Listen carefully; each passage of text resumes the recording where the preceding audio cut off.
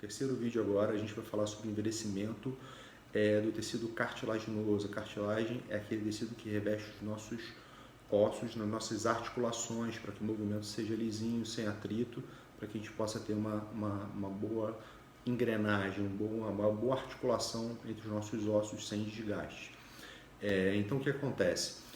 Quando a gente tem envelhecimento articular, esse envelhecimento leva à deterioração da cartilagem, isso caracteriza a osteoartrite. A osteoartrite é a doença crônica mais comum em adultos, prevalência entre 30% a 50% dos indivíduos com mais de 65 anos de idade. É mais comum nas mãos, mas a maior repercussão, o lugar onde ele causa mais sintomas, é a nível dos joelhos e dos quadris. Então a osteoartrite ela é multifatorial. Normalmente ela tem um componente inflamatório, mas ela vai depender da interação de vários fatores.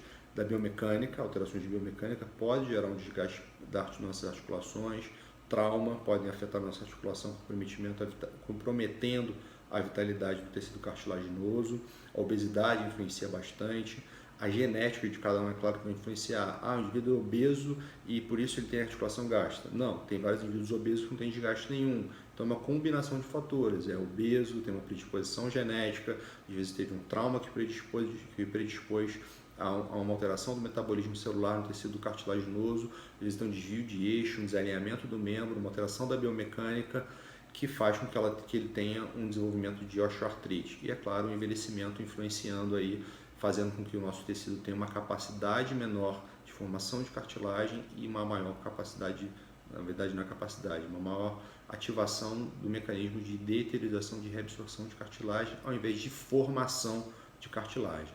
Então a cartilagem, para a gente entender um pouquinho, é um tecido vivo, no caso, a célula predominante chama-se condrócito, que tem a função tanto de produzir quanto de reabsorver cartilagem, diferente do osso, que tem o osteoblasto, que produz matriz de osso, e o osteoclasto, que reabsorve. Na cartilagem, a mesma célula ela produz e reabsorve, e essa função ela vai depender de estímulos químicos, de estímulos enzimáticos, de sinais. Então, os condrócitos eles estão revestidos com uma matriz extracelular, que é rica em hialuronato, colágeno, proteoglicanos, entre eles os glucosaminoglicanos, e água. Quando a gente tem um desequilíbrio entre a síntese, a formação e a degradação dessa matriz de cartilagem, que, como eu falei, é regulado por citocinas e fatores de crescimento, a gente vai ter a deterioração desse tecido, no caso, se desencadeia a osteoartrite. Então, assim como a gente falou no metabolismo dos músculos e dos nossos ossos, nosso metabolismo celular, para a gente se manter vivo, a gente gera produtos tóxicos que vão agredir, vão alterar as nossas células. Então, com estresse oxidativo, resultado do nosso metabolismo, a gente vai ter um aumento das citocinas, que são os sinalizadores pró-inflamatórios, como chamados interleucina 1, 6, 7, 8 e fator de necrose tumoral alfa, que vão gerar degradação da matriz celular. Então, com o envelhecimento, os nossos condrócitos, as células que produzem e degradam a matriz de cartilagem, eles vão se tornando resistentes aos fatores de crescimento. Os fatores de crescimento que normalmente estimulam, que geram estímulo para que a célula produza uma matriz de cartilagem, as células vão ficando resistentes a ele, como se ele não estivesse agindo mais naquelas células. Além disso, com o envelhecimento, os nossos glucosaminoglicanos, eles mudam de forma, de tamanho e de sulfatação. Isso diminui a hidratação e a resiliência do tecido. Os glucosaminoglicanos, eles são responsáveis por captar a água para dentro do tecido, eles atraem água, eles são hidrofílicos, amigos da água. Quando a gente tem alteração nessa estrutura, o tecido fica desidratado, a gente tem uma desidratação celular. Com isso a gente tem uma redução da vitalidade do tecido cartilaginoso. Além disso, com o envelhecimento, a gente tem uma redução da força muscular e da propriocepção, da nossa noção corporal. Então, os nossos mecanismos de absorção de carga, eles ficam comprometidos. Todo o peso, por exemplo, dos nossos joelhos, nossas articulações, eles são absorvidos parcialmente pelo nosso tecido muscular. Se os nossos músculos ficam afetados, ficam debilitados pelo envelhecimento, mais energia deixa de ser absorvida pelo músculo e é transmitida diretamente à articulação, fazendo com que a cartilagem seja sobrecarregada e se deteriore, podendo desenvolver osteoartrite. Então, além disso, é importante a gente falar sobre o colágeno. O colágeno também é uma estrutura que corresponde a 25% da proteína do nosso corpo, e ele é importante na estrutura da nossa cartilagem. Os fibroblastos que produzem o colágeno, eles vão tendo uma queda na sua atividade também. Então, a produção de matriz de produção do tecido do colágeno, ele vai diminuindo cada vez mais. Por isso, a gente vai perdendo elasticidade e flexibilidade nos nossos ossos, nos nossos ligamentos, na nossa cartilagem, nos nossos tendões e na nossa pele. E principalmente o colágeno tipo 2 seria relacionado à cartilagem e aos ligamentos. Como é que a gente trata então a osteoartrite? Como é que a gente previne a osteoartrite? Com vitaminas antioxidantes. A gente quer bloquear aquele estresse oxidativo que está gerando o envelhecimento da nossa célula. Então a gente pode usar vitaminas antioxidantes tipo C, E e provitamina A, que é o beta-caroteno. A gente pode usar inibidores de citocinas pró-inflamatórias, que sinalizam morte celular, que sinalizam reabsorção de tecido cartilaginoso, ao invés de sinalizar que se forme cartilagem. Então, uma das medicações que a gente usa se chama diacereína. Era um inibidor de interleucina 1, de proteases, que são enzimas que degradam os nossos tecidos, de radicais livres, além dela estimular a produção de colágeno e de proteoglicanos. É uma droga que eu utilizo bastante na minha prática clínica. Um exemplo de medicamento bastante comum é o Artrodar. A gente está dando alguns exemplos aqui, porque só que os pacientes às vezes tomam remédio, mas não associam quando a gente fala no nome genérico dele. A gente não tem interesse nenhum de fazer propaganda para nenhum tipo de medicamento, não é o objetivo da nossa aula. Por exemplo, o Arpagofton, ele é um medicamento, um fitoterápico derivado de uma planta, garra do diabo. Ele vai inibir prostaglandinas e interleucina 1. Um exemplo, por exemplo, seria o Arpadol.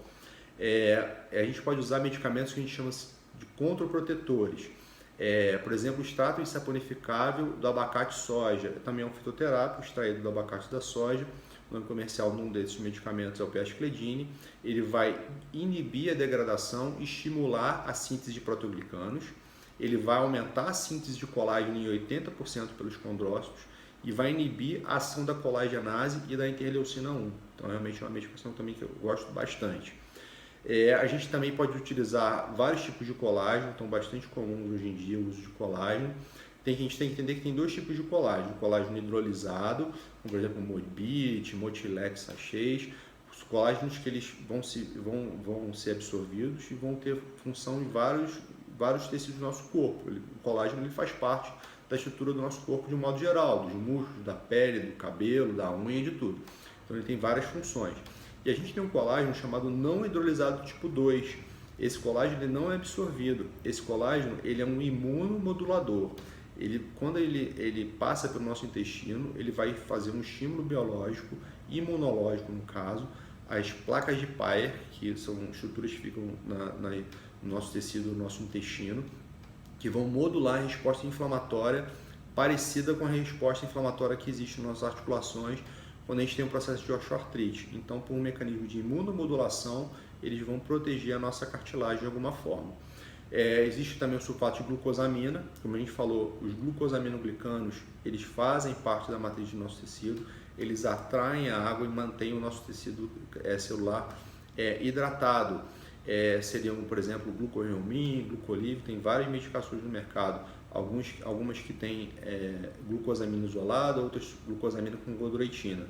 Na verdade, a gondroitina ela é quebrada em glucosamina também, por isso eu não estou abordando aqui a condroitina. Mas algumas medicações como a Ártico, por exemplo, Condroflex, são medicamentos que têm as duas medicações combinadas.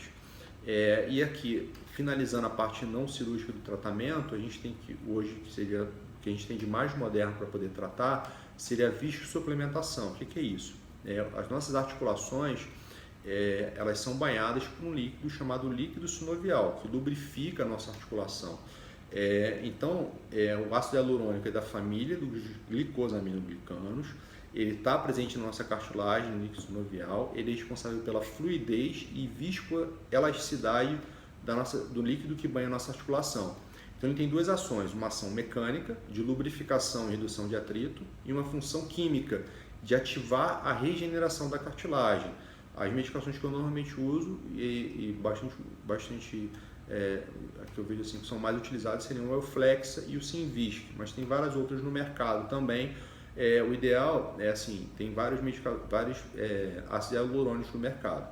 Existem ácidos hialurônicos de alto peso molecular e outros de baixo peso molecular e outros de peso molecular intermediário.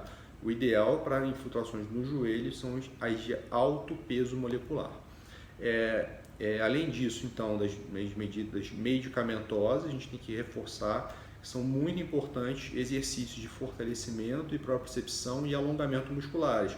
Como a gente falou aqui, o tecido muscular ele absorve a carga e protege as nossas articulações. E finalizando, a gente tem as opções de tratamento cirúrgico, desde cirurgias por vídeo, por exemplo, para fazer debridamento de tecido cartilaginoso, lavar a articulação, que não tem bons resultados na literatura, normalmente não são indicados tratamentos por artroscopia para tratamento de artrose.